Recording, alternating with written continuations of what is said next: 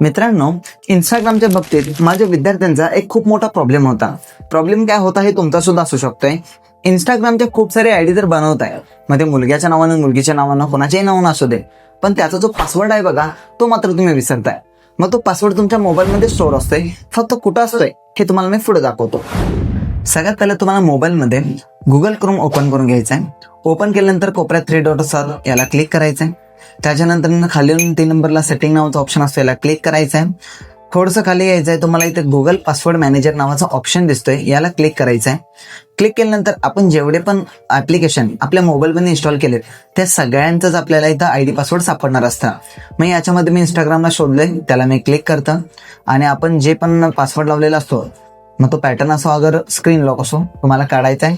त्याच्यानंतर आपल्यासमोर डायरेक्ट आपले जेवढे पण अकाउंट आहेत, जसं की माझे 2 अकाउंट आहेत, एक दत्त कॉम्प्युटर आणि एक वैभव सर, आणि खाली तुम्हाला एक डोळ्याचं चिन्ह दिसतं प्रत्येक अकाउंटच्या खाली, याला तुम्ही क्लिक केल्यानंतर तुमचाच अकाउंटचा पासवर्ड तुम्हाला शो होतोय.